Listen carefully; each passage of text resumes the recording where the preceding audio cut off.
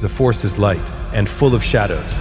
Before we dive in, check the link in the description if you want exclusive Timelines members-only videos you won't find on YouTube, all on our Patreon. The duel has been going on long enough that Ahsoka Tano no longer feels her arms. She knows this sensation. She has cataloged it in the way that old warriors catalog pain, not with alarm, but with the quiet recognition of a body reminding itself it is still alive. Her mantrals ring with the impact of each clash. Her shoulders burn. The white blades in her hands are extensions of her will, and her will is thinning. Darth Vader does not tire. He never did. She spins left, and his red saber tracks her before she completes the motion. Not because he is faster, but because he knows her. He has always known her. 16 years of separation, and he still reads her footwork like a language he learned in childhood and never forgot.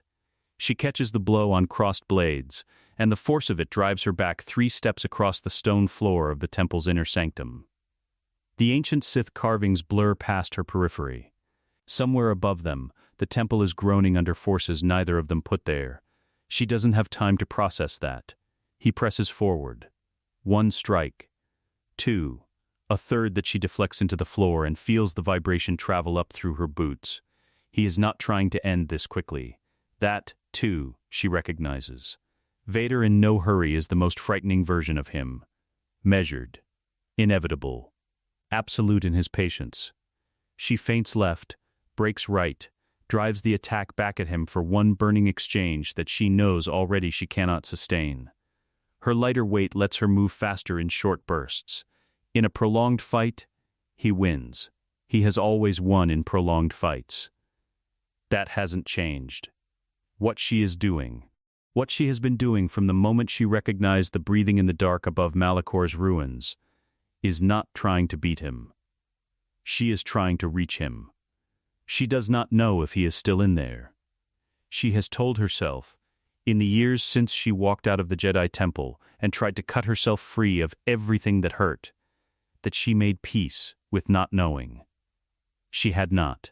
She drives one white blade up and inside his guard, forcing him to twist his body to avoid it, and the movement costs him, not in footing, but in the geometry of his defense.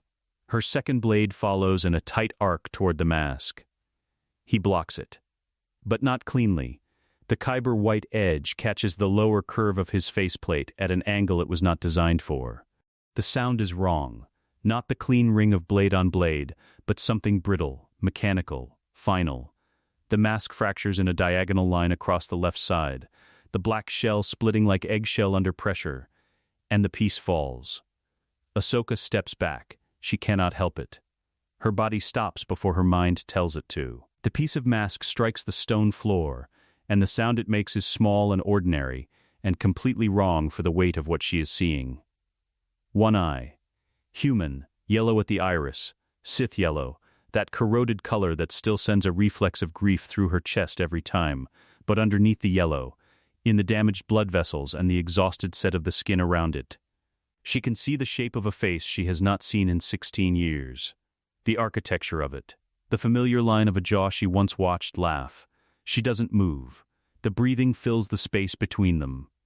Amplified by the damaged vocoder, ragged at the edges where the mask's seal has broken, each inhale more labored than the last. He stands across from her in the fractured half-darkness, his red blade still lit, one hand still on it, and the yellow eye looking at her with something she cannot name. Something that is not the cold, flat certainty of Darth Vader, something that has no word in the vocabulary of a Sith Lord. Ahsoka. The vocoder distorts it, breaks it across frequencies, but underneath the distortion is something that was never supposed to be there. Her name in Anakin Skywalker's voice. Her grip tightens on both hilts. The reflex of a woman who has learned what hope costs. She has said these words before. Not in this place, not in this exact shape of moment. But she has said them to herself in the dark, and she says them now aloud because they are the only true thing she has left. I won't leave you. The words come out steadier than she feels. Not this time. The red lightsaber hums between them. He should say it now. She knows what comes next. She has been braced for it since she ignited her blades in the shadow of his ship. Then you will die. She has been bracing for that line since she understood what this duel would have to be. A goodbye with no witness. A death that meant something even if no one ever knew. He doesn't say it. The yellow bleeds out. It doesn't happen in an instant. It happens the way dawn happens, too slowly to observe directly, so that by the time she registers it, it has already been happening for several seconds. The corroded amber drains toward the edges of the iris, thins, and what replaces it is blue. Clear, exhausted, 16 years older blue. The eye of a man who has been living at the bottom of a very long fall and has just, for the first time, felt something solid beneath his feet. The red blade goes out, not thrown, not driven into the stone in some dramatic gesture. It simply ceases, his hand opening, the hilt falling from fingers that have stopped holding anything, and the sound of it striking the stone is the only sound in the sanctum, small and specific and irrevocable. He drops to his knees. The breathing tears at itself. Without the full seal on the mask, each breath is work, audible effort, a body laboring at the basic contract of staying alive. His hands go to the floor, not in defeat. In the posture of a man who has not been on his knees in front of another living person in 16 years, and whose legs have simply given out under the weight of the moment. When he speaks, the vocoder is gone. Mask cracked open, modulator fractured. What comes through is analog and imperfect and entirely human.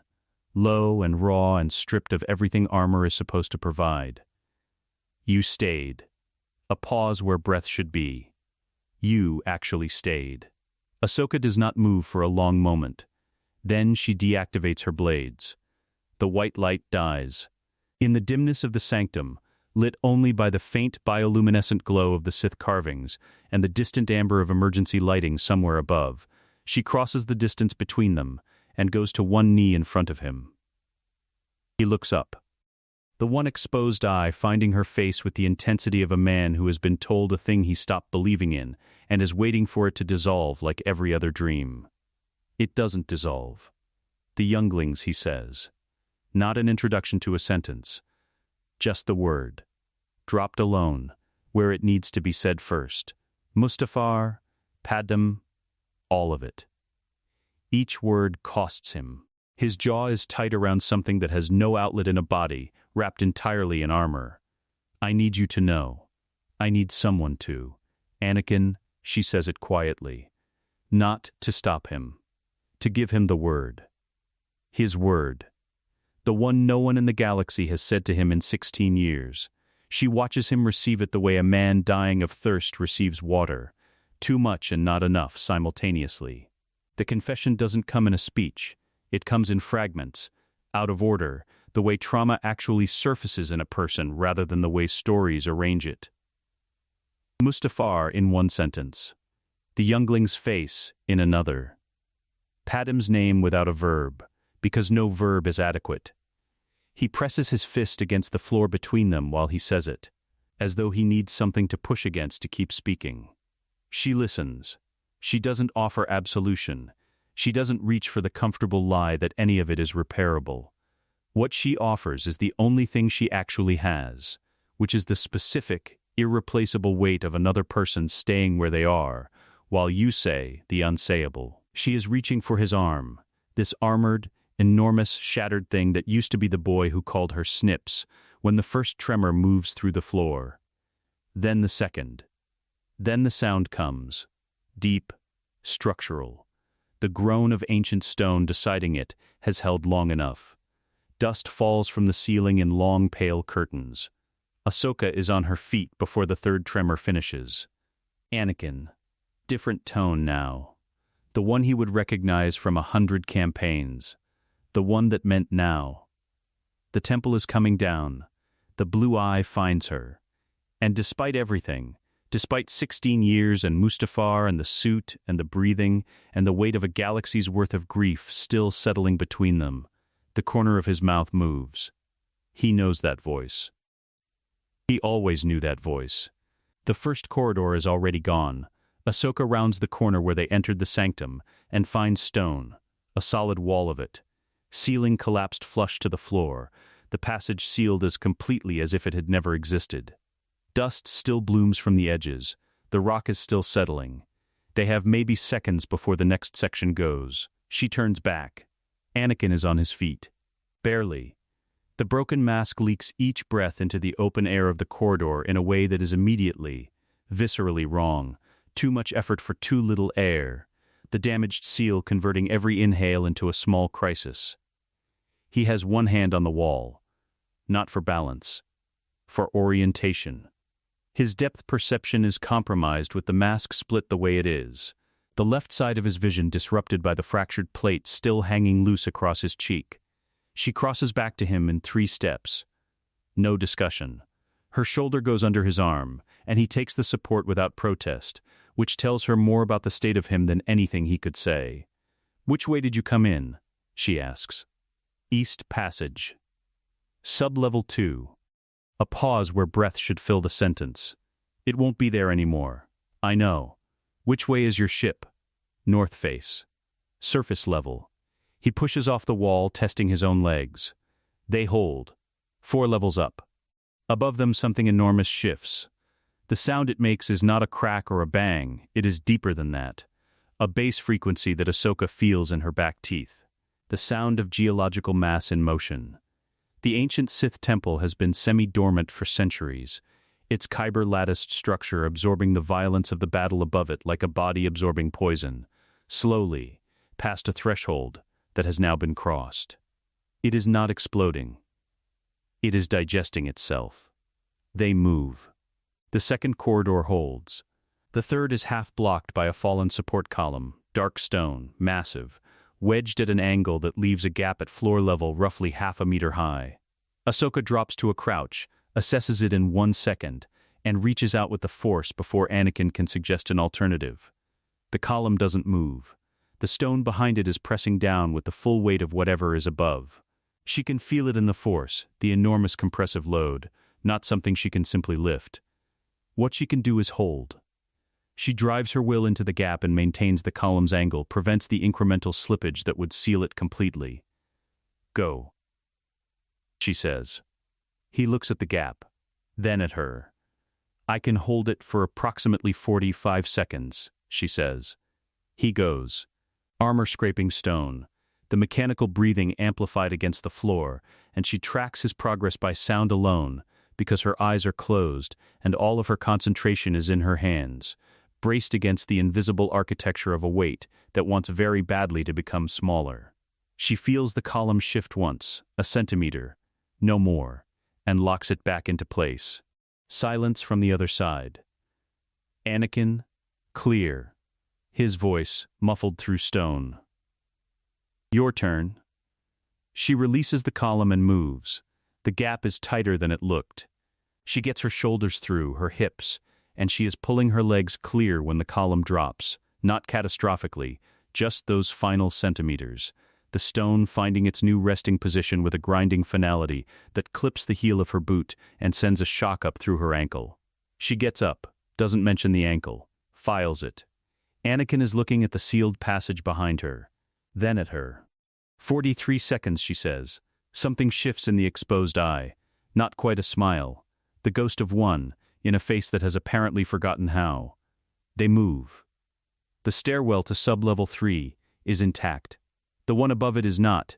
The upper flight has sheared away from the wall entirely, hanging at a 40-degree angle. Attached to the landing above by what looks like 2 stress-fractured anchor bolts and the structural memory of 1,000 years of engineering that has finally run out of patience. Anakin studies it for one breath. "I can take the weight," he says. "Long enough to climb." She knows what that means. She also knows what his current respiratory situation means, and what asking his body to sustain a force hold under physical exertion means, and the calculation does not favor it. "I'll take it," she says. "Your ankle is fine. It is not fine. You need the air. Go." He goes first this time, and she watches him move up the hanging staircase with the careful economy of a man who has learned, in a body that cannot afford mistakes, to eliminate wasted motion. Each step tested before weighted, both hands on whatever is available. The staircase creaks once, deeply, and she reaches out and steadies it with the force, not lifting, just stabilizing, the way you steady a table with a loose leg so someone can finish their dinner. He reaches the landing. She crosses in 4 seconds and doesn't look down. Sub-level 1 is on fire. Not spectacularly, no open flame, just heat, the ambient temperature of stone that has been absorbing dark side energy discharge for the last hour finally radiating it back into the air. The corridor glows faintly amber along the floor where old Sith inscription channels run, the carved symbols lit from within by something that has no good explanation and doesn't need one. The air quality is deteriorating. She can feel it herself, a thickness, a reduction, and she is not the one breathing through a cracked life support system. Anakin's stride has shortened. She notices it in the way she notices tactical information, without judgment, as pure data. Each step is costing more than the last. The broken seal is forcing him to work his damaged lungs directly against Malachor's thin atmosphere, without the pressure regulation and filtration the mask provides, and a man who has been in that suit for 16 years does not have lungs that can simply compensate. She moves to his side. He shakes his head once. She ignores him and puts her hand flat against his back, between the shoulder plates where 2 sections of the suit meet, where she can feel the physical mechanics of each breath. She closes her eyes for 1 stride, 2, and reaches into the Force the way her future self learned to reach. In years of solitude on Corvus and before that, in the aftermath of everything, finding the rhythm of another person's autonomic system, and easing it. Not controlling, not healing. Just making the body's work slightly less like drowning. His stride lengthens. Incrementally, he doesn't say anything. After a moment, his hand finds her arm, the lightest contact, armored fingers on her sleeve, and that is the only acknowledgement either of them needs. The north face exit is sealed. Of course it is. Ahsoka looks at the blast door, designed to contain exactly this kind of structural emergency, dropped automatically when the temple's internal systems registered critical failure, and then at Anakin. He is breathing. He is here. He is not going to last another 20 minutes in this atmosphere. She plants both feet and reaches out with both hands and pulls. The blast door is not designed to be pulled. It is designed to stay exactly where it is under enormous external pressure, which is the same property that makes it possible to move it if you can get your leverage from inside the mechanism, not against the door face, but into the hydraulic housing, finding the specific points where the locking rods seat into the frame and convincing them. Through applied force and an amount of effort that she will feel in every part of her body tomorrow, to unseat. The first rod releases with a sound like a gunshot. Then the second. The door rises 30 centimeters and sticks. She drops to the floor and rolls under it without breaking stride, gets her feet under her on the other side, and reaches back through, one hand, blind, into the gap, finds his arm, and pulls. He gets his shoulders clear, his legs. The door drops behind them with a concussive impact that rattles her teeth. They are on the surface. Malachor's sky is the color of a bruise healing badly. The TIE Advanced sits where he left it, 40 meters north, its angular wings catching the amber light of a planet that has never had anything good happen on it. They cross the distance at a run, or the closest approximation of a run that either of them currently has available. The cockpit is 1 seat. She looks at it. He looks at her. Equipment bay, he says, aft of the pilot's compartment. It's pressurized. A breath. Barely. Behind them, a sound rises that has no precedent in either of their considerable experiences. Not an explosion, but a frequency. Sub-bass.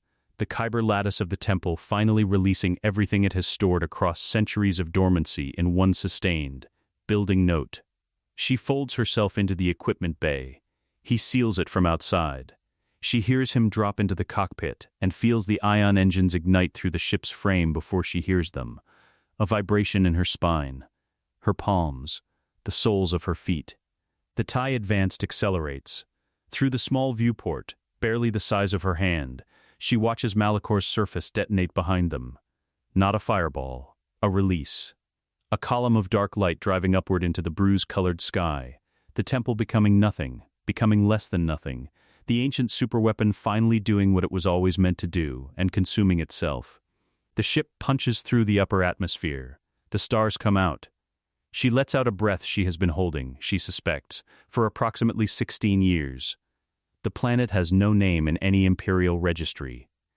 Anakin found it 3 years ago during a patrol sweep he deliberately mislogged. A dead rock in the outer rim.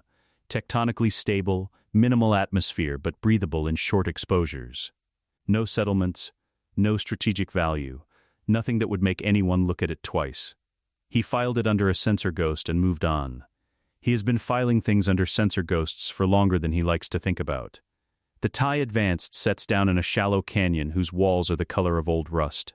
Wind moves through it in a low continuous tone, not unpleasant. Nothing else moves. Nothing else is here. He gets the equipment bay open from outside and she unfolds herself from it without complaint, which tells him her ankle is worse than she said. He files that too. The canyon provides shelter enough. He runs a line from the ship's life support auxiliary to the portable atmospheric processor he keeps in the equipment bay, part of a survival kit he assembled quietly. Over years, for reasons he never examined too directly. Now he knows what those reasons were. The processor hums to life and begins conditioning the air in the 3-meter radius around the ship's hull into something a human body can use indefinitely. He sits down on the canyon floor, with his back against the landing strut. He reaches up and removes what is left of the mask. It takes both hands and more effort than it should, because the fracture has warped the seal housing and the locking mechanism on the left side no longer releases cleanly. He works it free by increments, feeling the specific wrongness of each stuck component the way a mechanic feels it, not with frustration but with diagnostic attention, noting what will need to be rebuilt. The mask comes away. The air hits his face.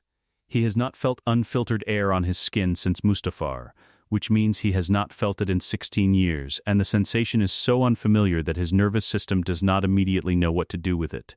The temperature differential, the slight texture of particulate matter, the way it moves differently against skin than against durasteel.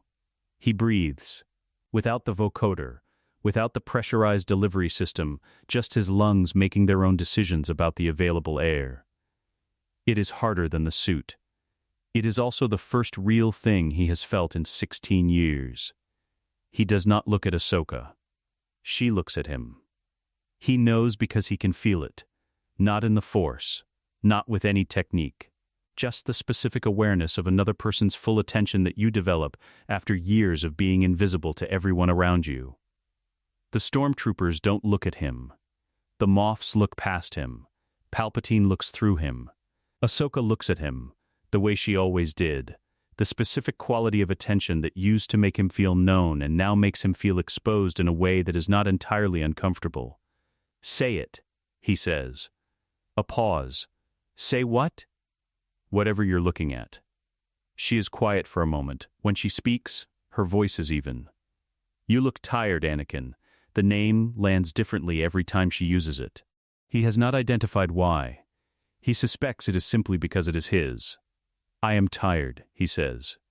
She comes and sits across from him, close enough that the atmospheric processor's range covers both of them. She does not look away from his face, and he does not tell her to. She is cataloging the damage. He knows the look. She wore it in the field every time he took a hit she hadn't anticipated.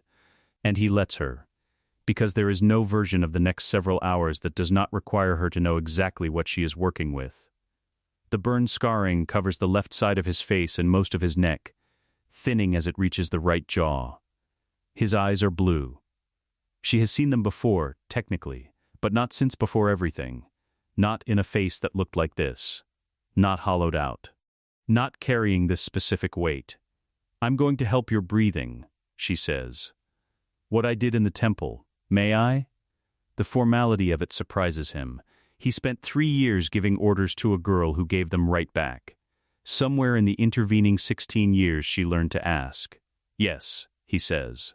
Her hand settles at the back of his neck, between the cybernetic housing and the top of the suit's collar, where the nerve clusters that control his respiratory rhythm sit closest to the surface. He feels the force move through her touch, not a force push, not anything with direction, just presence. like a hand steadying the table. His next breath comes with 20% less effort. The one after that, the same. His lungs are not healed. They are the same lungs that have been failing by degrees since Mustafar. But the inflammation around the scar tissue eases incrementally, and the nerve pain that runs from his collarbone to his lower ribs steps back one level from where it usually lives. He closes his eyes. "Don't go to sleep," she says. "I'm not. You look like you are." "I'm resting my eyes." "That's what going to sleep sounds like, Anakin." He opens his eyes. She is watching him with an expression that is not quite a smile, and is not quite grief, and is somehow both simultaneously, the expression of someone finding a thing they were certain was gone, and not yet knowing what to do with having it back. He picks up the mask, and begins taking it apart. The work helps. It always has. His hands know what to do when his mind is too full. Find the broken thing. Find the cause of the breaking. Address it in the correct sequence. The mask's seal housing comes apart in pieces he lays out in order on the canyon floor. The vocal modulator is intact. The fracture is structural, not electronic. The outer shell is compromised, but the systems behind it are functional. He can rebuild this. He works. She heals, or the version of healing available to her, maintaining the light contact, sustaining the respiratory ease, occasionally adjusting the placement of her hand when she feels the nerve pain shift. They talk the way people talk when their hands are busy and there is no performance required. After I left the order, she begins, and then stops. Recalibrates. After the trial. I couldn't go back. You know I couldn't go back. I know. I spent a long time being no one. A pause. It wasn't only bad, being no one, but it was lonely in a way I didn't have a word for yet. He examines a seal component, finds the stress fracture in it, sets it aside. And then? Bail Organa found me. Eventually, her voice is careful around this, not because she is hiding anything from him, but because she has learned over years to be careful with his name. The network needed someone. Needed a fulcrum. Fulcrum, he repeats. A point of leverage, she says. A fixed point that other things pivot around. He understands that. He has spent 16 years as someone else's fixed point and pivoted nothing in any direction he chose. And now? He asks. She considers the question with the seriousness it deserves. Now I'm here. With you. On a planet with no name, helping you breathe. A beat. I find that I don't object to it. He fits two components back together, tests the seal, finds it holds. The work has a rhythm that settles something in his chest that the Force cannot reach. Then she says, "When does Luke destroy the Death Star?" He goes still. She waits. 3 years, he says. Approximately the Battle of Yavin is 3 years out. He sets down the component in his hands. He's 16 now. On Tatooine. The word Tatooine costs him something small and specific. With Owen and Beru. He's safe? For now. Yes, and Leia? Alderaan? 16. The same. He picks the component back up. His hands need something to do. Already working with the rebellion. Your rebellion. Though she doesn't have the formal title yet. They don't know each other. They don't know what they are. And they can't. She says. Not a question. An acknowledgement of the architecture they are standing inside. Not yet. Not until it's over. She is quiet for a moment, working through the same calculation he has already run 10,000 times in the dark hours of the past several years, in the moments between receiving orders and carrying them out. In the space where Darth Vader was supposed to exist, and Anakin Skywalker kept refusing to fully die. 3 years, she says finally. 3 years. Then we have work to do. He fits the last seal component into place and picks up the modulator. His hands are steady. Outside the canyon walls, the outer rim wind moves through in its low continuous tone, indifferent to the weight of what has just been decided. We have work to do, he agrees. He begins reassembling the mask. The seventh sister finds the comm relay first. This is not surprising. She has always been the faster thinker of the two, sharper politically. More dangerous in the specific way that people are dangerous when they understand the value of information over the value of action. She located the relay station on an asteroid mining outpost 3 systems from Malachor within 6 hours of escaping the temple collapse, which means she spent those 6 hours not panicking, not grieving, not processing anything, just calculating. The 8th brother arrives 3 hours later, which tells its own story. He has a gash along the left side of his head sealed with emergency bacta from his survival kit, and the way he holds his right shoulder says something beneath the armor is not aligned the way it should be. He does not mention either of these things. She does not ask. The relay station is unmanned, a dead Imperial listening post, decommissioned 2 years ago when the sector garrison consolidated operations, still powered by a residual solar tap that no one has bothered to shut down. The 7th sister has already bypassed the station's access protocols by the time he walks through the door. Her fingers are on the transmission panel. Her probe droid hovers at her shoulder, its photoreceptors cycling. "You're late," the 7th sister says, without turning. "Ship damage." His voice is flat. No elaboration. The voice of someone who does not explain himself as a rule and is not starting now. "Were you followed?" "Please." A dismissive gesture. "I swept the approach vector 3 times. He moves to the secondary console and runs his own sweep anyway. The 7th sister watches this and says nothing, which is its own form of respect. "You saw it," he says. Not a question. "I saw enough." His blade went down. The 8th brother's hands stop on the console. "I was on the upper level, north approach, and I saw him lower it. And then, the mask, a voice," the 7th sister says. Quietly, yes, the 2 of them sit with that for a moment. The 7th sister turns from the panel. Her helmet is clipped to her belt, her face open to the recycled air of the station, and her expression is the one she uses when she is running probability assessments, which is to say, it is almost no expression at all. "The question isn't what it means," she says. "The question is what it's worth. We report it to the Emperor." No hesitation.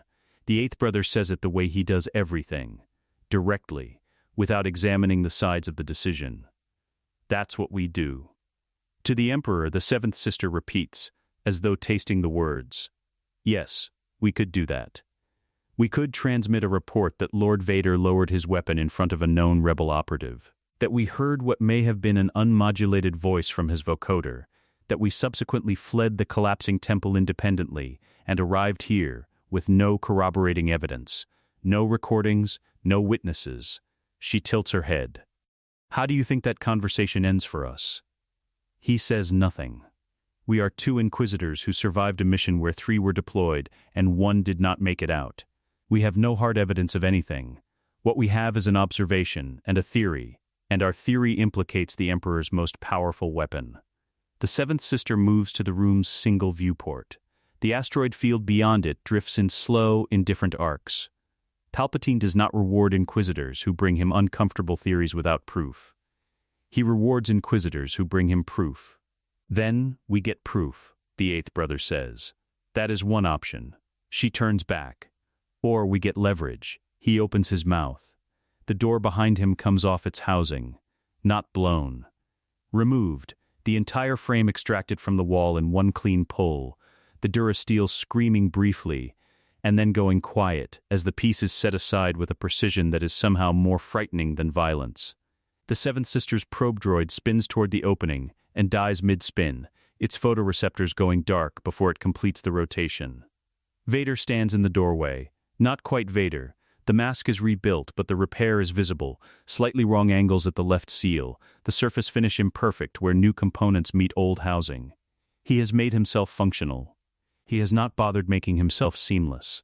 Ahsoka Tano steps in behind him. The 8th brother moves before the 7th sister does. A different reflex order than their usual, combat instinct overriding calculation, his lightsaber igniting in the same motion as his turn.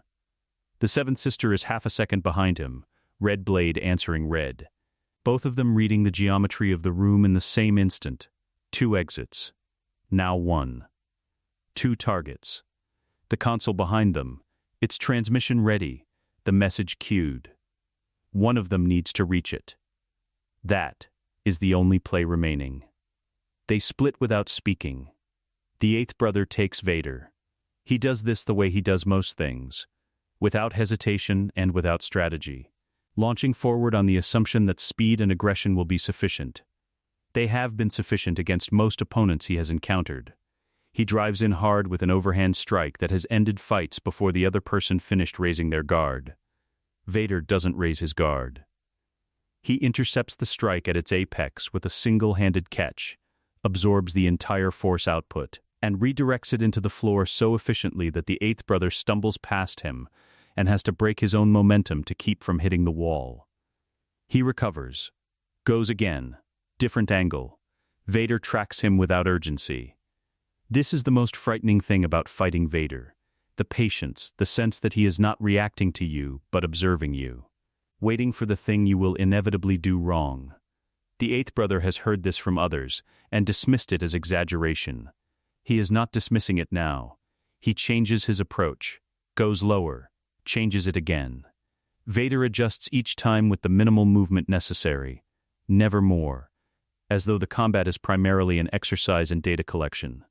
The eighth brother drives a force push, raw pressure, blunt and overwhelming, the technique that has cracked walls and thrown speeder bikes. Vader leans into it and redirects it sideways, and the eighth brother's own momentum carries him into the edge of the console. His shoulder connects, the damaged shoulder, and the pain costs him half a second he cannot afford. Vader's hand comes up. The force clamp catches him at the chest rather than the wrist, a full-body compression, not a joint hold, locking every muscle simultaneously. He strains against it with everything he has and produces no meaningful result. The lightsaber is still in his hand, but his arm will not move. "You saw something on Malachor," Vader says. His rebuilt vocoder is slightly different than it was before, a fraction rougher, something in the modulator not quite restored to factory specification. It sounds, the eighth brother realizes, more human. Whether that is an accident of the repair or a choice, he cannot tell. You haven't decided yet what to do with it. The eighth brother says nothing. Straining, the seventh sister decided when she found this station. You haven't, because deciding requires thinking about it, and thinking about it means acknowledging what it implies. He releases the force hold. The eighth brother does not run. There is nowhere to run. You are a direct person. That has value. It also means you are standing in a situation that does not reward directness. And some part of you already knows it. Then what are you offering? He says. Nothing, Vader says. I'm telling you what you already know. Across the room, the seventh sister is faster than Ahsoka expected. Not faster than Ahsoka, but faster than the seventh sister has any right to be in a confined space against an opponent she has never fought, which means she has done her research. Which means she knows exactly who Ahsoka Tano is, and has prepared accordingly. Her fighting style is aggressive adaptive, constantly probing for information, and she finds the ankle in the first exchange, one precise strike to the floor that forces Ahsoka to wait it, reads the half-second hesitation, and files it. She goes for it on the second exchange. Ahsoka pulls her foot back and gives her the ankle, lets the strike land, absorbs the flare of pain without changing her expression, and uses the seventh sister's committed forward momentum to redirect her into the console. The console that has the unsent transmission cued on it. The seventh sister hits it. Her elbow strikes the transmission panel. For one suspended instant, both of them look at the screen. Ahsoka reaches past her and closes the cue. The seventh sister goes very still. "How long have you known?" she asks. "About the ankle?" "Since the second exchange." Ahsoka steps back. "About the transmission?" "Since I came through the door." A long pause. The red blade is still lit between them, held now more from habit than intent. "You're going to kill us," the seventh sister says. "We're going to give you a choice," Ahsoka says. "That's different. They don't take the choice." Ahsoka does not blame them for it. She understands the calculus. Two inquisitors who have seen what they have seen, carrying knowledge with no safe place to put it, in a galaxy where the Emperor's reach has no reliable edges. A choice requires somewhere to go. They have nowhere. The seventh sister makes her move first, as she has made every move first. It is clean and fast and completely anticipated. The eighth brother follows, and that too is anticipated, and the ending is quick. The comm relay's transmission queue is empty. The relay itself takes Anakin 40 seconds to dismantle beyond recovery. They stand in the silence afterward, in the relay station's recycled air, looking at the floor. "Anakin," she says. "I know. The word carries everything.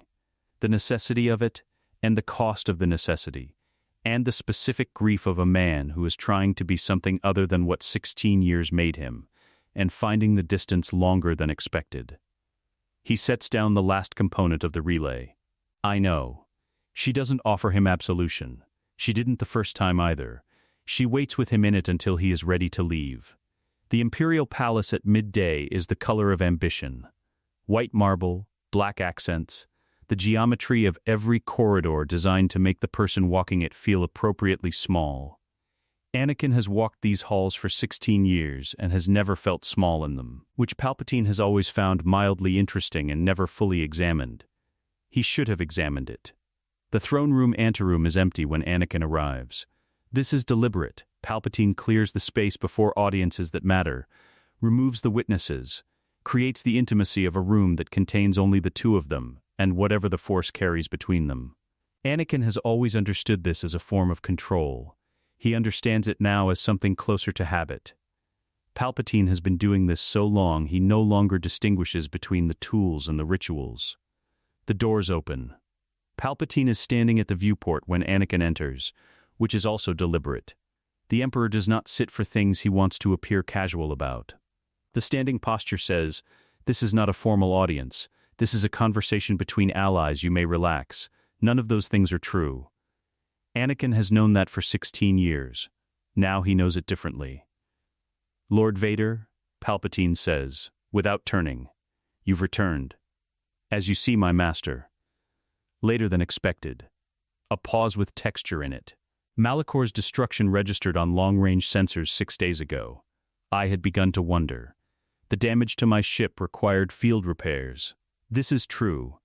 Anakin built the truth into every layer of the cover story precisely because Palpatine's primary instrument is the detection of false notes, and the best way to produce no false notes is to play as many true ones as possible.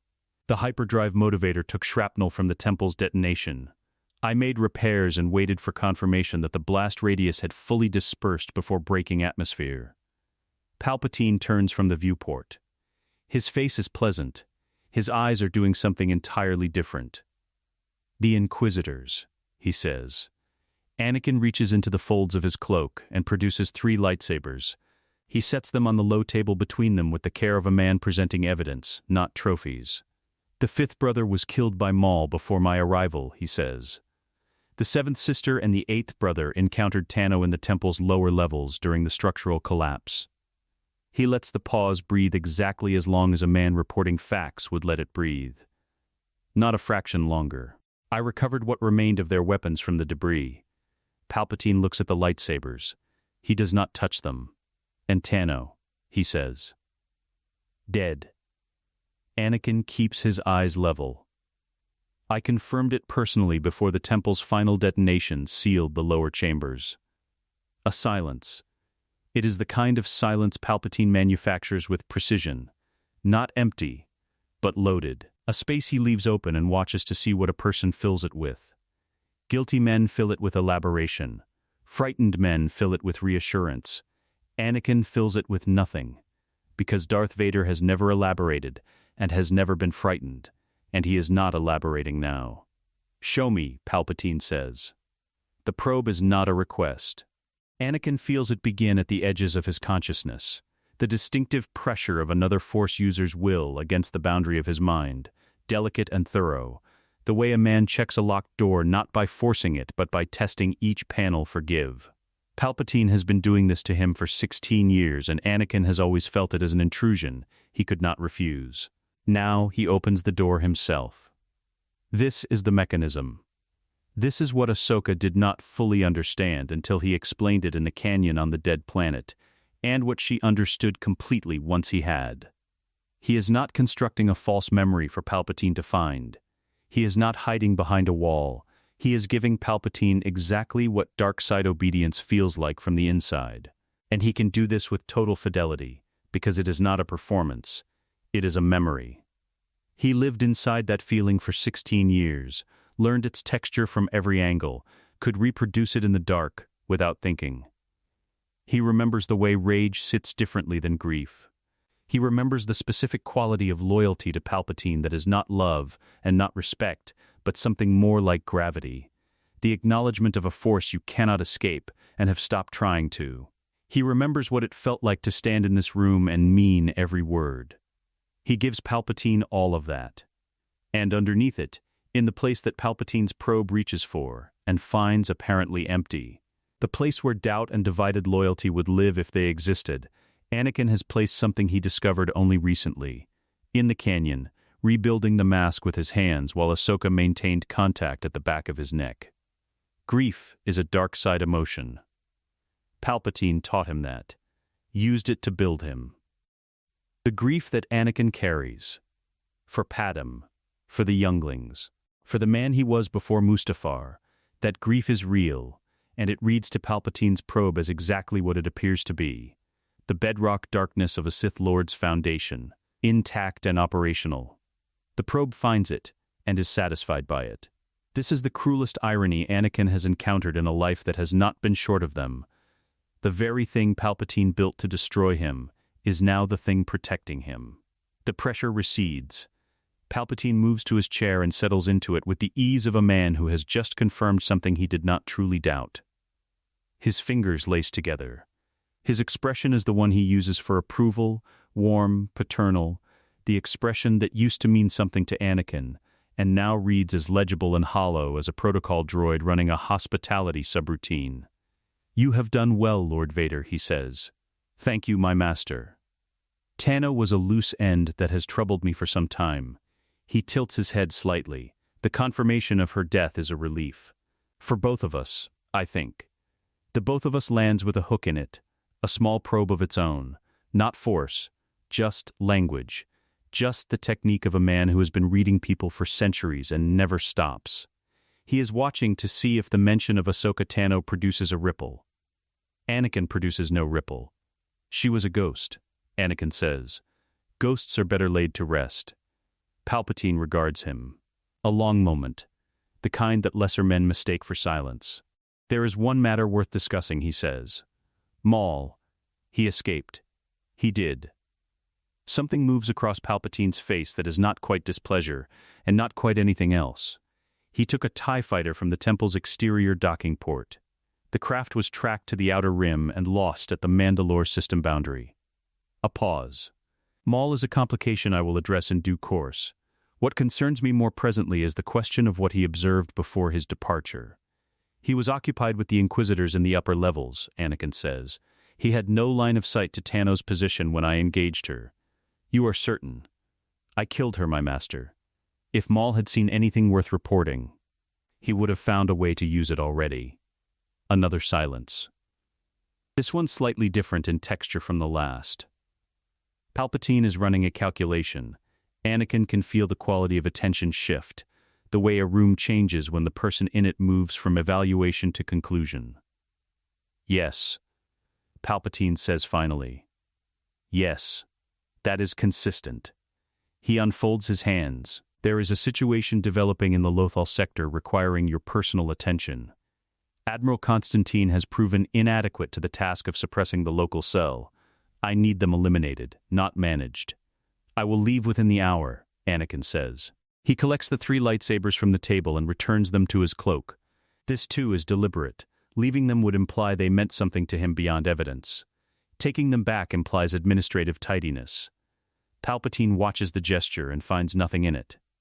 Anakin turns to leave. "Lord Vader." He stops, does not turn. "You seem..." Palpatine pauses, and it is the most frightening pause of the entire audience. The one Anakin felt coming from the moment the probe receded. Different, since Malachor. A beat. One breath. The temple's dark side resonance was significant, Anakin says. "I required time to recalibrate." He does not wait for a response. He walks to the doors and through them, and the white marble corridor swallows him. And he does not alter his stride or his posture or his breathing until he has rounded 2 corners, and confirmed with the Force that no probe droid trails him, and no guard has broken from a standard post. Then he stops. He stands in the corridor of the Imperial Palace, alone in the way that Darth Vader is always alone, and he takes one slow breath through the rebuilt mask. The lightsabers in his cloak are lighter than they should be. He does not examine this feeling. He files it under things that are true and costly and necessary. Then he walks on. 3 levels below the throne room, in the private office suite adjacent to the Imperial Communications Hub, Palpatine sits alone. His fingers are laced together again. On his desk, a single data screen displays a file he opened 3 minutes ago and has not yet read. It is a behavioral analysis compiled by a droid assigned to passive observation of Lord Vader's conduct over the past 14 months, a standing order, never communicated, never acknowledged. One of perhaps 40 such orders he has maintained across various intelligence assets, tracking various persons of interest. A precaution, nothing more. He has not read the file because he does not need to yet. He is simply aware that it exists. He lets the thought settle into the architecture of his patience, and then turns to the matter of the Lothal sector, which requires his attention and will receive it completely. The file remains open on the screen behind him. Bail Organa receives the news of Ahsoka Tano's survival the way he receives all news that matters, in private, without witnesses, with his face doing nothing at all until he has decided what it should do. She tells him in his private office on Alderaan, in the hour before dawn when the mountains outside the window are shapes rather than colors. She tells him she is alive. She tells him Vader is dead. She tells him she has access to something she cannot fully explain yet, a source, deeply placed, whose intelligence she will vouch for personally, and whose identity she will not disclose under any circumstances. Bail is quiet for a long time. Then he says, "Is the source reliable?" "Yes," she says. "Are you certain?" "More certain than I have been of anything since I left the Order." He looks at her for another moment with the specific expression of a man who knows he is not receiving the full truth, and has decided that the portion he is receiving is sufficient. He has always been good at that calculation. It is one of the things she trusts about him. "Fulcrum," he says. "Still," she confirms. He nods once and reaches for his comm. The first piece of intelligence arrives 6 weeks later. It comes through 3 cutouts. A dead drop on Atollon, a courier who doesn't know what she's carrying, a cipher that Ahsoka changes every transmission. And it contains the patrol schedule for an Imperial supply convoy moving through the Archeon Nebula. Corridor, timing, escort composition, the specific rotation gap in the fighter screen that opens for 11 minutes at the convoy's midpoint. General Dodonna calls it the cleanest intelligence he has received in 4 years of running rebel operations. The convoy raid nets enough weapons-grade Tabana gas to supply 3 rebel squadrons for a year. No rebel casualties. 2 escort fighters disabled rather than destroyed, because the intelligence was precise enough that the rebellion didn't need to fight. They needed only to be in the right place at the right moment. Ahsoka sits in her bunk on Atollon that night and does not celebrate. She thinks about Anakin, alone in Vader's armor on the bridge of a Star Destroyer, filing a report about a convoy ambush he engineered. She thinks about what it costs a person to perform a role that thoroughly, for that long, without a single person in their daily life knowing who they actually are. She has a version of that knowledge herself. But his version is heavier. His version has no hours off. She closes her eyes and files the thought where she files the others, the collection of things that are true and costly and not currently actionable, and goes to sleep.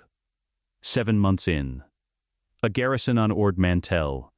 The intelligence, a shift rotation with a 6-hour gap in perimeter coverage, northwest quadrant, coordinates precise to 10 meters. The garrison houses a Kyber crystal processing facility, whose output feeds directly to a weapons development program Ahsoka does not have the full picture of, but which Anakin has flagged as a priority disruption target. The rebellion hits the facility during the gap, 45 minutes in and out. The processing equipment is destroyed. The crystal stockpile is seized. 3 weeks after the raid, a rebel analyst named Vasmer pulls Ahsoka aside at a briefing and tells her, quietly, that the Kyber output from the Ord Mantell facility was the single largest component supplier for a construction project of unknown scale in the Outer Rim. The disruption has pushed the project's completion timeline back by an estimated 8 to 14 months. Ahsoka nods and thanks him and carries this information back to her bunk and sits with it for a long time. 8 to 14 months. On a timeline already measured in years, 8 to 14 months is the distance between a Death Star that exists and a Death Star that doesn't, and Luke Skywalker is 16 years old on Tatooine, growing into someone who will need those months to become who he needs to be. She allows herself one moment of something that is not quite relief and not quite triumph. Then she writes the next dead drop. 14 months in. The rebellion moves. Atalan to Yavin, a larger base, better infrastructure, more personnel, the logistics of a growing operation that has begun to outpace the resources of its original home. Ahsoka coordinates the move with Bail from a transport running dark, and in the process meets, formally and for the first time, a senator from Alderaan named Leia Organa, who is 17 years old and moves through a command briefing room with the specific quality of authority that belongs either to someone born to it or someone who has chosen it so completely that the distinction no longer matters. Ahsoka watches her for approximately 6 seconds. She does not allow herself to watch for longer, because 6 seconds is already longer than is safe. Leia catches her looking. "Commander Tano," she says, with the precise formality of someone who has been briefed on the name and has opinions about the person. "Senator," Ahsoka says, "your father speaks highly of you. My father speaks highly of everyone he's decided to trust." A beat. He doesn't decide that quickly. "No," Ahsoka agrees. He doesn't. Something in Leia's expression shifts, a fractional recalibration, the look of someone revising a preliminary assessment. She moves on to the next briefing item, and Ahsoka does not watch her go. She spends the rest of the day being extremely productive and thinking about nothing in particular. 22 months in. The closest call yet. Mon Mothma comes to Ahsoka's quarters on Yavin in the evening, with a data pad and a very specific quality of stillness. She sets the pad on the table and says, "I want to ask you something directly, and I would like a direct answer." "All right," Ahsoka says. "The intelligence we've been receiving through your source." Mon Mothma looks at the pad. "In the past 22 months, it has been accurate to within a margin of error smaller than anything our own network has achieved in 6 years of operation." She pauses. "Not approximately accurate. Not mostly accurate. Accurate in the way that someone accurate at that level is accurate only when they have access to the actual decision-making process." She looks up. "Ahsoka, who is your source?" The silence between them is the longest Ahsoka has maintained in 22 months. "Someone who wants the Empire to end," she says. "Someone who has more reasons than either of us to want that and cannot be in this room to say so." "That's not an answer. It's the only answer I can give you." Mon Mothma looks at her for a long time. She is one of the 3 or 4 people alive whose judgment Ahsoka genuinely respects, and being looked at with that judgment is not a comfortable experience. "Are we being used?" Mon Mothma asks. "Is there a play here we're not seeing? Are victories serving someone else's larger purpose?" "No." Ahsoka holds the woman's gaze. "The Source wants the same outcome we want. I will stake everything I have on that." "You already are," Mon Mothma says. "Yes," Ahsoka says. "I know." Another silence. Then Mon Mothma picks up the datapad and stands. "The next intelligence package," she says.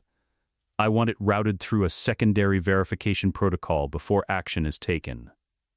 "Understood. Not because I doubt you." She pauses at the door. "Because if your source is who I think they might be, in the broadest possible terms, the category of person who could produce intelligence of this precision, then protecting them means protecting the verification chain. No single point of failure." She leaves. Ahsoka sits with the datapad she was reviewing before Mon Mothma arrived, and does not read it, and thinks about a man on the bridge of a Star Destroyer who has been a single point of failure for 22 months and carries that weight the way he carries all weight, without showing it, without distributing it, without ever once asking anyone to notice. She writes the next dead drop that night, hidden in the cipher, in the layer below the intelligence itself. She adds 4 words that are not part of the protocol and that will mean nothing to anyone who does not know what they are looking at. Still here. Still holding. 2 years. 7 months in. Yavin, the Death Star's completion registers across Imperial comm channels simultaneously. A burst of encrypted celebration from construction command that the rebellion intercepts and cannot yet fully decrypt, but understands well enough. Ahsoka is in the operations center when it comes through. She watches Dodonna's face process the information and emerge on the other side of it, looking older. The room is very quiet. Ahsoka's comm unit registers a dead-drop retrieval notification, the system she and Anakin use flagging an incoming package. She reads it in the corridor outside. Alone, the operations center noise a low current behind the sealed door. The message is 2 words. It's time. She stands in the corridor of the Yavin base and lets the 2 words land in her chest where they belong, and she allows herself exactly the amount of feeling that the moment deserves, which is considerable. Then she goes to find Bail Organa. The Death Star briefing takes place in a room designed to make its own size felt. Anakin has attended dozens of Imperial command briefings in rooms like this, the high ceilings, the central holotank, the ranked officers arranged in the precise geometry of a hierarchy that exists to make each person present acutely aware of where they stand within it. He stands at the front. He always stands at the front. This has not changed. What has changed is what he is looking at. The holotank displays the Battle of Yavin approach corridors, the Death Star's equatorial trench, the thermal exhaust port, 2 meters wide, that someone on the rebel side has identified as the station's single exploitable vulnerability, a fact that Admiral Mahdi is currently explaining to the assembled officers with the specific confidence of a man who does not believe the explanation he is giving. Mahdi thinks it is irrelevant. Mahdi thinks the station is invincible. Anakin stands at the front of the room and listens to Mahdi explain why the Death Star cannot be destroyed, and keeps his face entirely still. The rebel fleet's composition reaches him through back channels 12 hours before the battle. 30 snub fighters. X-wings and Y-wings, the backbone of what Dodonna has assembled. Small, fast. Designed for exactly the kind of precision run the exhaust port requires. Anakin reviews the roster in his private quarters, with the door sealed and the surveillance systems running a loop he installed 3 years ago during a routine maintenance cycle that no one thought to supervise. He goes through the pilot names methodically. Red Squadron. Gold Squadron. He reads each name with the same flat attention, the same deliberate evenness, until he reaches the 7th name in Red Squadron's manifest and his eyes stop moving. Red 5. Luke Skywalker. He sets the datapad down on the desk. He picks it up again. He sets it down. Luke is 19. He has been flying since he was old enough to reach the controls of a T-16 in the Tatooine canyons, which Anakin knows because he has read every peripheral intelligence report that mentioned the Lars homestead in the past 3 years, with an attention to detail that would have alarmed any analyst who noticed it. He knows Luke flies like Anakin Skywalker flew at 19. By instinct, by feel, with a relationship to his instruments that is more conversation than calculation. He knows this the way you know things that live in your bones rather than your memory. He knows Luke is going to make the shot. He also knows that the Empire's entire fighter complement is going to be trying to kill him before he gets there. He closes the surveillance loop, stands up and goes to the hangar. The TIE Advanced is fueled and ready. His own fighter, his personal craft, the one with the bent solar panel he has never reported, the one the ground crew has learned not to mention, the one that is available for launch within 4 minutes of his arrival, regardless of what else is happening on the deck. He does a walk-around inspection that is genuine rather than procedural, checking the deflector systems and the lateral thrusters with his own hands, rather than trusting the checklist. D1 Chief Petty Officer 10 watches from a respectful distance and does not ask questions, because in 3 years of working the flight deck he has learned that Lord Vader does his own inspections, for reasons that are not explained, and does not require conversation during them. Anakin runs his hand along the port wing. He thinks, I am about to fly into a battle to protect my son from the Empire that I have spent 3 years pretending to serve. He thinks, there is no version of this that is not insane. He gets in the fighter. The battle begins the way battles begin, with a quality of unreality that sharpens into absolute clarity the moment the first shot is fired. Anakin launches from the Death Star's hangar bay 18 minutes before Red Squadron begins its attack run, joining the TIE screen as it deploys against the incoming Rebel fighters. 2 wingmen fall in beside him. He notes their designations, their positions, their likely response times, and begins the calculation he has been running since he read Red 5's name on the roster. The Rebel fighters hit the trench approach in 2 waves. Gold Squadron goes first, Y-wings, slower, carrying the initial assault, and the Imperial response converges on them with the overwhelming force of a station that has been waiting for exactly this. Anakin watches Gold leaders run from 15 kilometers out, tracking the Y-wings as they enter the trench and tracking the interception vectors simultaneously, and makes adjustments. Small ones. Invisible ones. He drifts 3 degrees to port during a targeting pass, which redirects his wingman's firing solution away from Gold 2 without appearing to.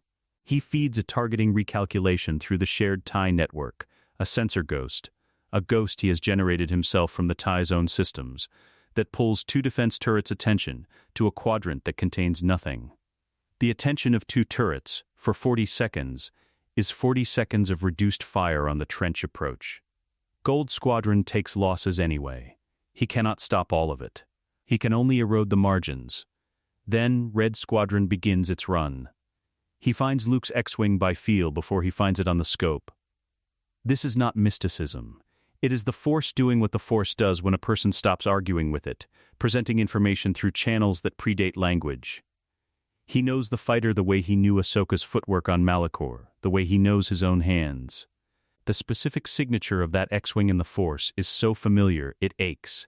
He moves to intercept. This is the part that requires the most precision, because it must look like pursuit. The 2 TIEs on his wing must believe they are executing a standard interception run, and the Rebel pilots in the trench must believe they are being hunted rather than escorted. The margin between those 2 perceptions is narrow and demands constant calibration. Red 2 and Red 3 are flying cover for Luke's approach. They are good pilots, steady, disciplined, maintaining their positions under fire with the kind of composure that only exists in people who have made peace with the possibility of dying and decided to fly anyway. Anakin respects this. He also needs them to stay alive long enough to do their jobs. He creates interference in the targeting data feeding to the Imperial turrets tracking Red 2 and Red 3. Not jamming. Jamming would be noticed. Something subtler. A vibration introduced into the targeting sensor's refresh cycle that introduces a half-second lag in the lock acquisition. A half-second is not nothing, in a trench, at those speeds. Red 2 stays in the fight. Red 3 takes a hit and peels off, injured rather than destroyed. Anakin files the margin not wide enough, and moves deeper into the trench. The X-Wing ahead of him is flying unlike anything else in the battle. Every other pilot in the trench, on both sides, is operating within the constraints of what a pilot can do, reading instruments, processing data, making decisions in the window between stimulus and response. Luke is doing something different.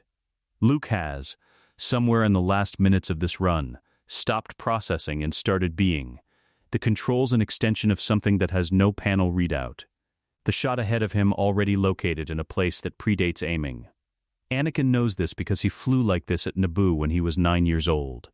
He feels the moment Luke releases the targeting computer, a small shift in the X-Wing's signature in the Force, the difference between a thing being directed and a thing being allowed.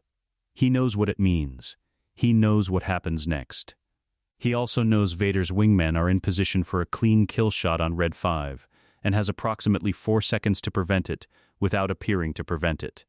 He pushes the Force outward, a disruption aimed at the space between the wingmen and the trench wall, the kind that reads on any pilot's instruments as turbulence.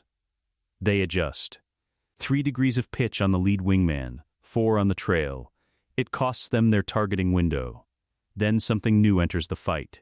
He feels it before he sees it. A ship dropping in at the trench's mouth. A freighter by its mass signature, moving at an angle that has nothing tactical about it, and everything personal. He does not know who is flying it. He does not need to. He tracks the new ship's firing solution in the same instant it opens fire, and his 2 wingmen are gone. Not deflected, not sent off course, but removed entirely, their TAs tumbling away from the trench in opposite directions. The force disruption had already cost them the window.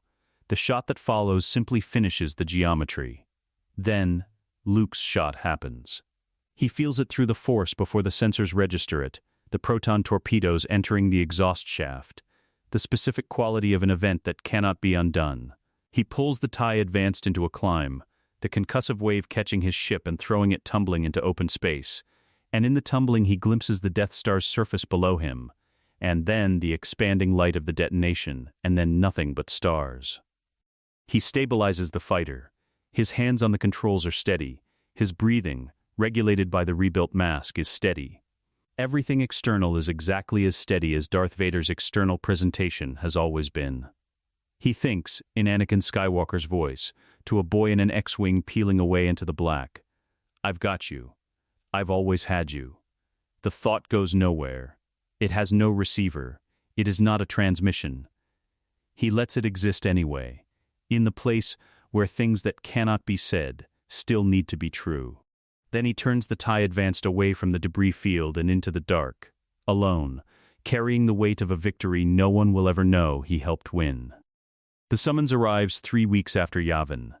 It comes through standard channels, a priority transmission from the Imperial Palace, routed through the Executor's communications array, formatted as a routine audience request. The language is formal and unremarkable. The timing is not. Anakin reads it twice. Then he reads it a third time, looking for the thing underneath the language, the specific shape of what is not said, which has always been more informative than what is. Palpatine does not summon him through standard channels when the matter is routine. Routine matters are handled through intermediaries, through the chain of command, through the apparatus of imperial governance that exists precisely so Palpatine's direct attention is reserved for things that require it. This is formatted as routine. It is not routine. He thinks about the behavioral analysis file, the one on the data screen behind Palpatine 3 years ago, the one open but unread, the one he felt rather than saw as he walked out of the throne room after Malachor. He has been thinking about that file at intervals across 3 years of careful, meticulous, impeccably performed service, and now the interval has apparently ended. He sends Ahsoka the dead drop notification in their standard format. 2 words, this time, that fall outside the protocol in the same layer where she once sent "still here." Still holding. He knows. The Imperial Palace is the same color of ambition it has always been. Anakin walks its corridors with the same stride he has always used, measured, deliberate, the stride of a man who belongs in any space he occupies and has never needed permission for it. The stormtroopers at their posts register his passage and do not move. The officers he passes find sudden interest in their datapads. He notes, without visible reaction, that the Royal Guard complement at the throne room approach is double the standard posting. He notes, also without reaction, that the 2 guard stations flanking the anteroom are manned by figures who are not the standard crimson-armored sentinels, but something else. Dark-robed, still, with the specific quality of stillness that belongs to force sensitives rather than soldiers. Not inquisitors. Something older. He walks through the anteroom doors. The throne room has been reconfigured. This is the first true signal. Palpatine does not rearrange furniture for routine audiences, and the change is not subtle. The central space has been cleared completely, the low table gone, the ambient lighting reduced by half so that the only strong illumination comes from above the throne itself. The effect is deliberate. The room now contains brightness in exactly one location, and shadow everywhere else. 6 royal guards flank the throne in a spacing that is not ceremonial but tactical. 2 more dark-robed figures stand at the far wall. Palpatine is seated. His hands are folded in his lap. His expression is the warm, paternal one. "Lord Vader," he says, "thank you for coming so promptly." "My master." Anakin stops at the room's center. His lightsaber is at his hip, as it always is. He does not reach for it. Reaching for it would be the last thing he ever did. In this room, in this configuration. "You wish to see me?" "I did." Palpatine tilts his head slightly. 3 years is a long time, my friend. I find I have missed our conversations. Anakin says nothing. Missing conversations is not a thing Palpatine does. This is not that kind of statement. Sit, Palpatine says. There is no chair. The Battle of Yavin, Palpatine says, in the tone of a man raising a topic he finds mildly interesting. A significant loss. Yes, my master. The Death Star represented 20 years of development. The Kyber infrastructure alone, a slight pause. Irreplaceable, in the short term. The rebellion got fortunate, Anakin says. A design vulnerability that should have been caught during the engineering review. I have identified the officer responsible. Yes. Palpatine's eyes do not change. You filed a thorough report. I read it with great interest. He unfolds his hands and folds them again, a gesture so small it should be meaningless. I read all your reports with great interest, Lord Vader. I always have. You write them with exceptional clarity. The quality of his attention sharpens. Over the past 34 months, Palpatine continues, in the same pleasant conversational register, I have had cause to review a number of your reports against operational outcomes. An interesting analytical exercise. He pauses. The Archeon convoy ambush. The Ord Mantell facility raid. The Atollon sector patrol gaps that the rebel fleet exploited during their relocation. The targeting anomalies reported by your wingmen during the Yavin trench engagement. He lets each item land separately. Each incident, reviewed in isolation, carries a plausible explanation. Reviewed collectively, he stops. Lets the unfinished sentence do its work. I don't control rebel operational planning, Anakin says. No, Palpatine agrees. You don't. He stands. The movement is unhurried, almost gentle. The movement of a very old man rising from his chair, except that Palpatine's age has never once made him slow. But you do control the reporting chain that feeds my strategic assessments. And a man who controls information controls outcomes, Lord Vader, without ever appearing to do so. The dark-robed figures at the far wall move 2 steps forward. The doors behind Anakin seal.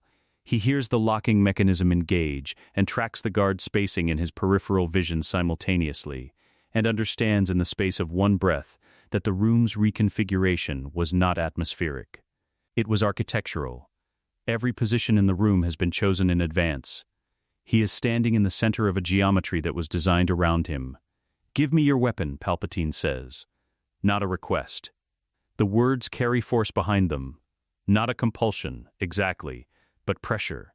The weight of years of obedience pressed into 4 words as a reminder of what Anakin is supposed to be.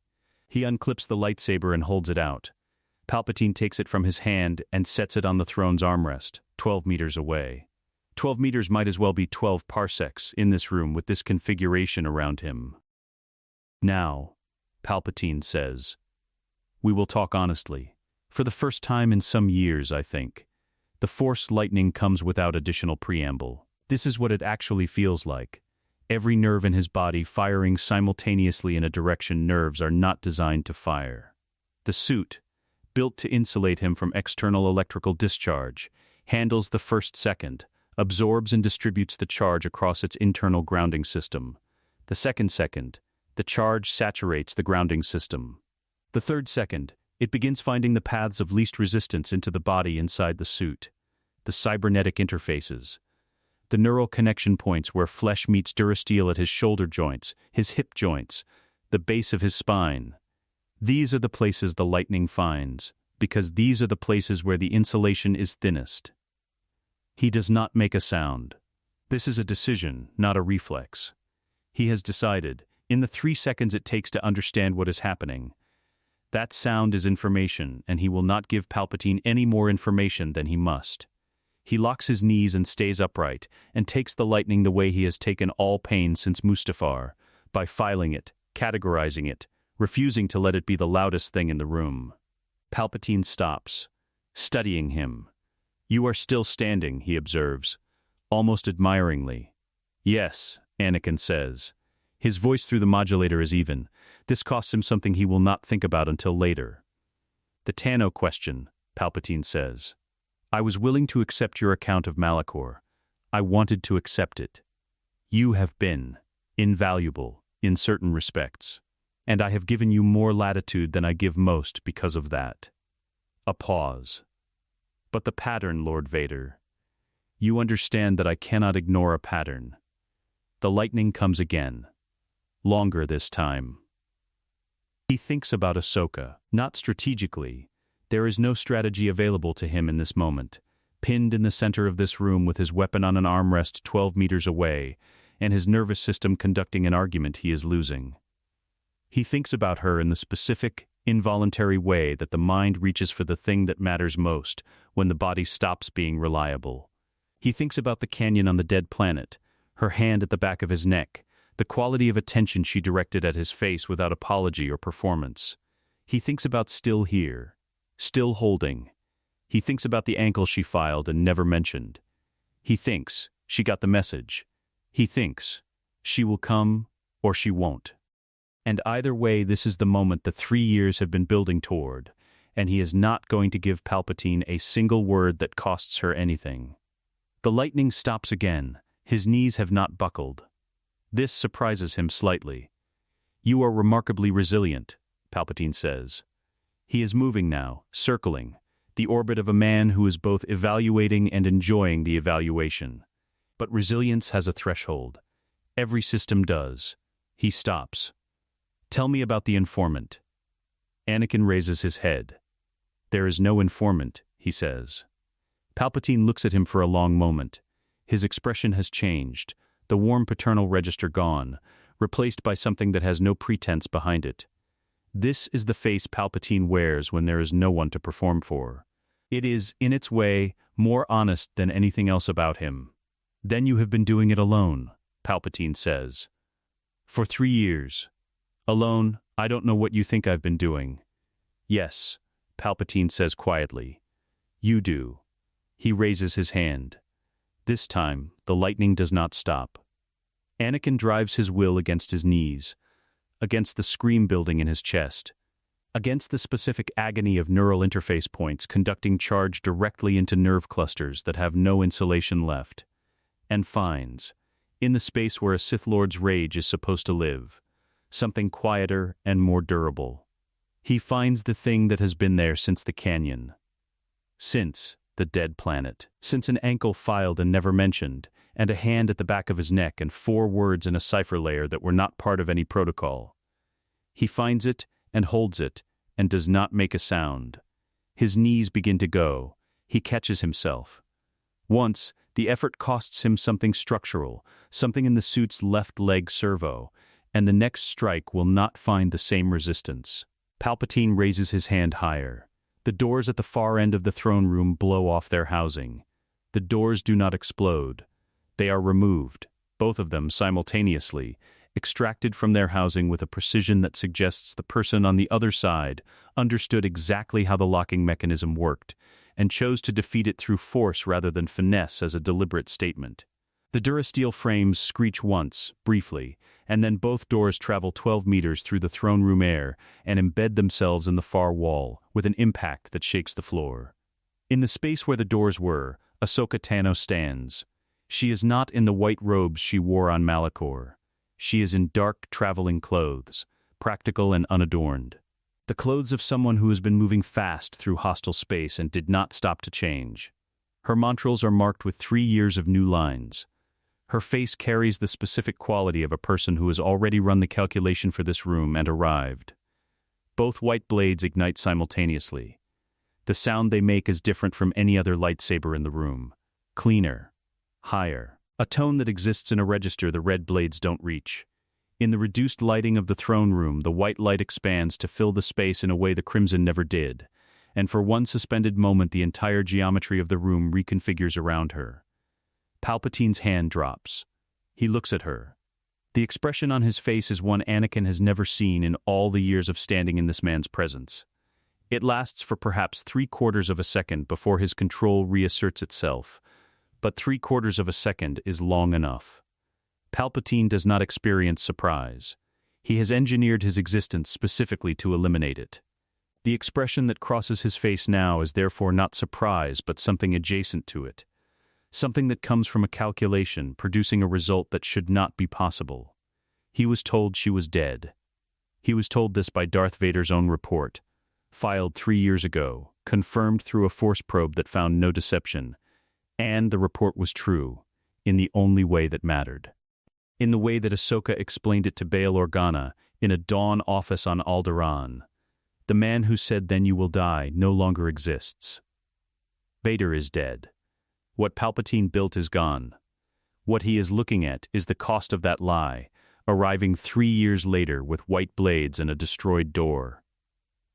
"Hello," Ahsoka says to Palpatine. "I understand you've been looking for me." Anakin moves, not toward Palpatine, toward the throne's armrest, where his lightsaber has been sitting for the duration of the audience, and the 12 meters between him and it are now 12 meters through a room that has just fundamentally changed its configuration.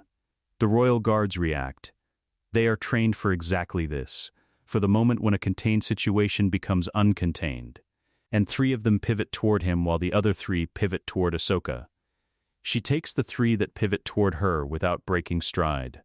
He has seen Ahsoka Tano fight in more engagements than he can count, across multiple decades of a life that has contained too much combat, and he has never once seen her move the way she moves, in the next 4 seconds. It is not faster than he remembers. It is more precise, every motion reduced to its minimum necessary expression, nothing wasted. The fighting style of someone who has had 3 more years to understand what movement is for. 2 guards go down before they complete their turn. The 3rd gets his force pike up, and she goes under it, and is past him before the pike reaches its extension. Anakin reaches the armrest. His hand closes around the hilt of his lightsaber, and he feels what he always feels when he holds it, the Kyber crystal's signature in the Force, the specific resonance of a crystal that has been bled red for 16 years, that carries in its lattice the compressed memory of everything Darth Vader did while holding it. He looks at it for one breath. Then he closes his eyes and reaches into the crystal. He has thought about how to do this since the canyon on the dead planet, has turned it over and examined it from every angle during quiet moments on the Executor's Bridge, during the trench run at Yavin, during the long intervals between dead drops when he was alone with his armor, and the question of what came after. The Kyber crystal absorbs the intent of the person who carries it. The red bleed, the corruption that turns a crystal red, is pain and rage and darkness imposed on something that was never designed for those things. He gives the crystal something else instead. Not joy, he is not sure he has that yet, or that he can afford it yet. In this room with what remains of the Imperial apparatus between him and the door. What he gives it is true. It is specific. It is the blue eye and the broken mask looking up at Ahsoka in the temple sanctum. It is 4 words in a cipher layer that weren't part of any protocol. It is the particular shape of not being alone after 16 years of being alone in a way that had no name. The crystal resists him. He has always known it would. A thing bled red for 16 years does not simply release what was done to it, any more than a person does. He presses harder, pours everything the lightning left him into the sustained effort of it, and feels the moment the crystal's resistance gives way not as a victory, but as a door opening from the inside. The crystal making its own decision about what it has been carrying and what it no longer wants to carry. The red drains toward the lattice edges and thins and is gone. The process takes perhaps 10 seconds. Long enough that Ahsoka, halfway across the room, spares him one glance, checking, cataloging, filing before returning her attention to the guards. Long enough that he feels every one of those seconds as a cost the lightning has made expensive. Long enough for it to mean something.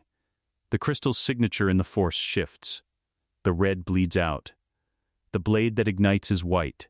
The sound it makes is different.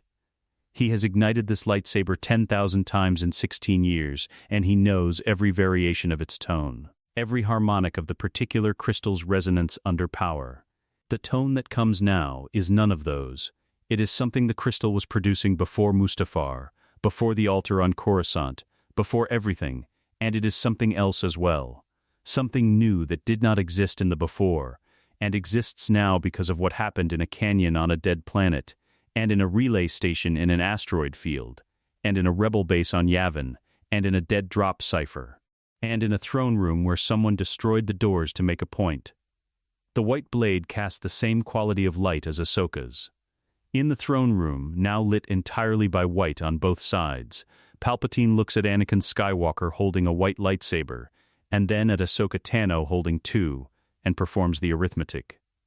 His expression completes its return to control. When he speaks, his voice is the one he uses when the paternal register is no longer useful, the voice underneath the voice, older than the Senate and older than the Republic, and patient in the way that only something genuinely ancient is patient. "Anakin," he says. "Not Lord Vader. I am disappointed." "I know," Anakin says. The dark-robed figures at the wall come forward. The remaining royal guards close the flanking position. Palpatine descends one step from the throne's dais, his robes settling around him, his hands coming free of his sleeves. "You understand," he says, moving toward the center of the room, "that this changes nothing structurally. The Empire does not require my physical presence to function. The infrastructure I have built will survive this room." "It won't survive what we've been doing for 3 years," Ahsoka says. A pause, a genuine one. "The informant," Palpatine says. "The informant," she confirms. He looks between them, at the white blades, at Anakin's face, which is behind the rebuilt mask and therefore unreadable, and at Ahsoka's face, which is entirely readable and reading as something he has not often encountered. Someone who came here without a backup plan because they did not need one. "You were dead," he says to her. Simply, a statement of what his information contained. "I was," she says. "The man who killed me doesn't exist anymore." The dark-robed figures reach them. Ahsoka takes the first two without disengaging her attention from Palpatine, a peripheral awareness that manifests as a half-turn. 2 precise cuts. A redirect that uses the second figure's momentum to remove both of them from the fight simultaneously. It is efficient in the way that long mastery produces efficiency. No drama, no excess. Just the correct amount of force applied to the correct point. Anakin takes the remaining 3 guards. He does not enjoy this. He notes, as he moves through the engagement, that his left leg servo is compromised from the throne room floor and compensates automatically. He notes that the lightning damage to his neural interfaces has reduced his fine control in the right hand by approximately 15%. He adjusts for both. The white blade moves differently than the red did, lighter in his hand, the resistance less. As though the crystal is collaborating rather than being directed. He will need time to recalibrate to it. He does not have time. He uses it anyway. The last guard goes down as Anakin comes to stand beside Ahsoka. They are 4 meters from Palpatine. White blade and 2 white blades, in a throne room that contains only the 3 of them now and the quality of silence that follows a fight. Sharp-edged, temporary, the silence before the next thing begins. Palpatine looks at them, at the white blades, at the specific configuration of the 2 people holding them, master and apprentice. The boy she trained and the woman who trained him, older and damaged and here, standing together in a throne room sealed from the outside by doors that no longer exist. "I made you," he says to Anakin. Quietly, not rage, something more fundamental than rage. The tone of a craftsman looking at a tool that has turned in the hand. "You made Vader," Anakin says. "I made this." He lifts the white blade slightly, a minimal gesture, the most economical way to indicate everything. "It turns out, I'm better at it." Palpatine's eyes move to Ahsoka. "And you? You understand what he is, what he has done. You stand beside him anyway." "I stood beside him when he was worse than this," she says. "That was the easier version." A long silence. Then Palpatine smiles. The real one. The one that has nothing warm in it. The one that lives underneath all the others and has been there since before the Republic fell. It is, in its way, the most honest thing about him. "Then let us see," he says, "what you've built." His hands come up. Anakin and Ahsoka move to meet him. Palpatine does not begin at full power. This is a choice, not a limitation. Anakin recognizes it from years of watching the man operate, the way a master strategist opens with observation rather than commitment, gathering data before spending resources. The first exchange is therefore almost exploratory, force lightning in controlled bursts. The dark-robed figure's positions already mapped and committed to memory, Palpatine circling to find the seam between them. There is no seam.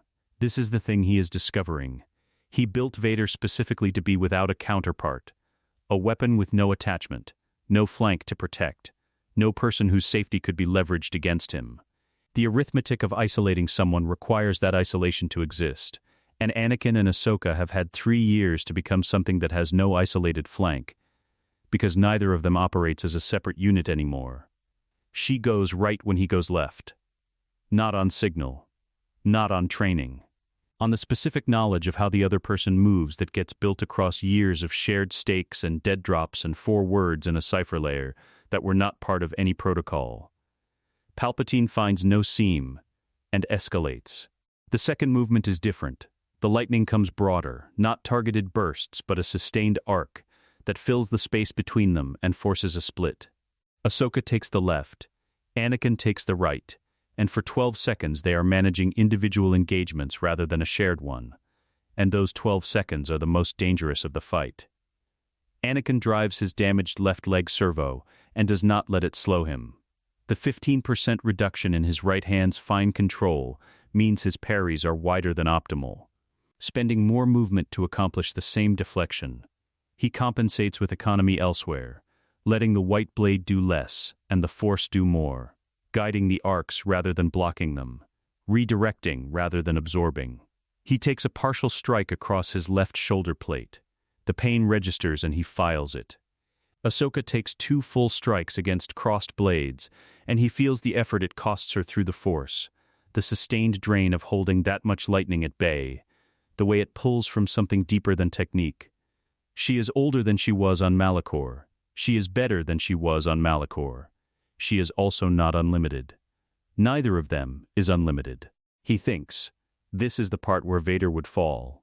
Then he thinks, I am not Vader.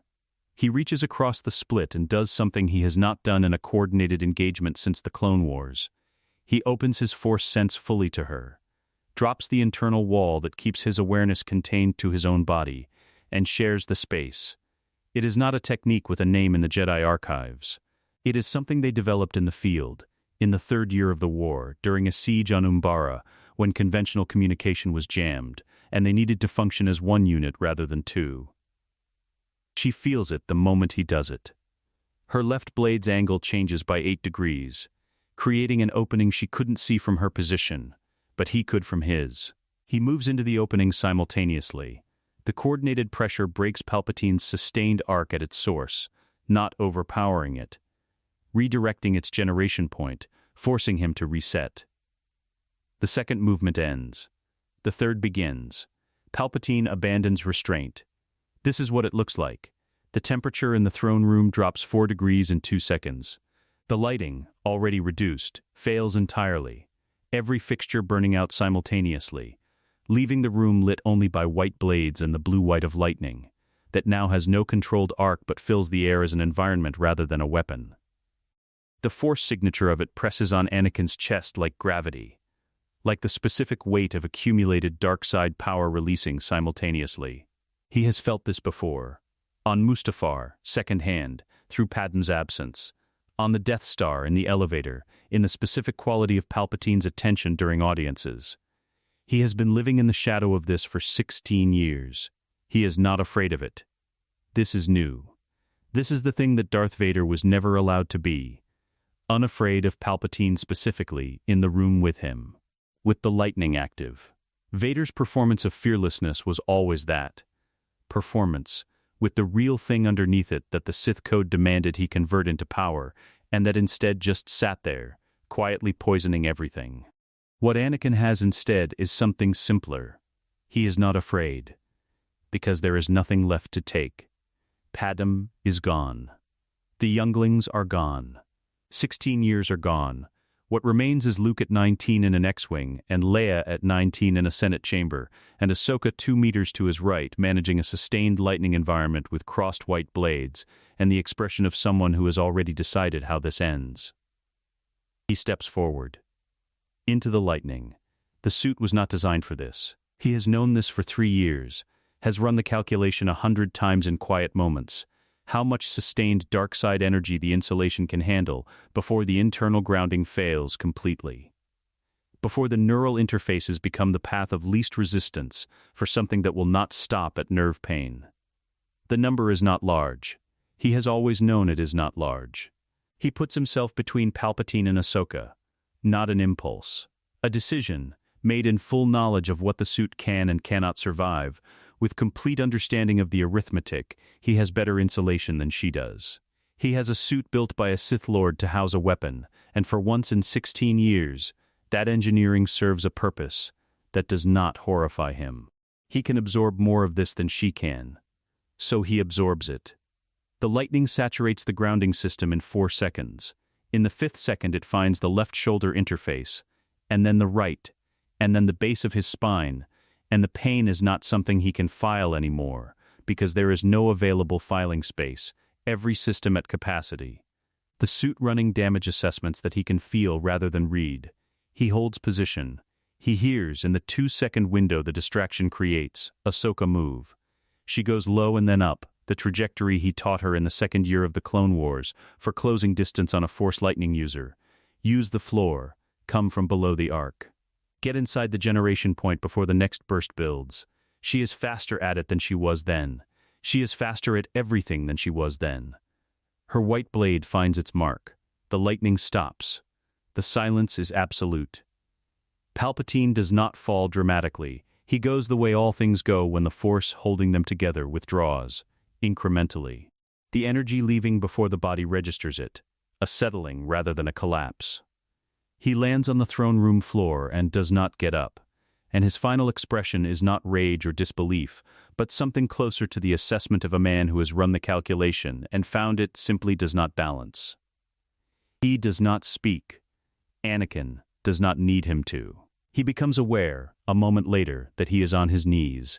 The left leg servo gave out, not during, which would have mattered, but after, which does not. His hands are on the floor. The white blade is still lit in his right hand, held without particular intention, an object in a grip that has forgotten it is holding something. Ahsoka is beside him, before he has fully processed the floor.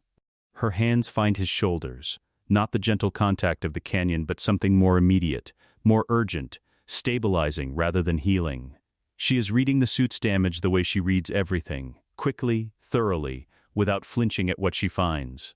Anakin, his name, in the voice she has been using for it across 3 years of dead drops and 1 canyon on a dead planet. Talk to me. I'm here, he says. How bad? The left servo is gone. The neural interfaces. He pauses where breath should complete the sentence. The interfaces took most of it. She is quiet for a moment. Her hands don't move. How long have you known this was the ceiling? 3 years, he says. She closes her eyes briefly, opens them. You could have told me. You would have changed the plan. Yes, she says, I would have. He looks at her. Behind the rebuilt mask, behind the imperfect seals and the slightly wrong angles at the left housing, something settles in him that has not been settled since a morning on Coruscant 16 years ago, when he stood at a window and watched the sun rise and believed, for the last time, that the day would be ordinary. Snips, he says. Her breath catches. Once quickly, I need you to know. He stops. Recalibrates. The words he needs are not the ones he has been practicing in quiet moments on the executor's bridge, the speeches he assembled and disassembled across 3 years of waiting. The words that come are simpler. You stayed. You actually stayed. She puts her forehead against his. I told you, she says, very quietly. Not this time. He closes his eyes.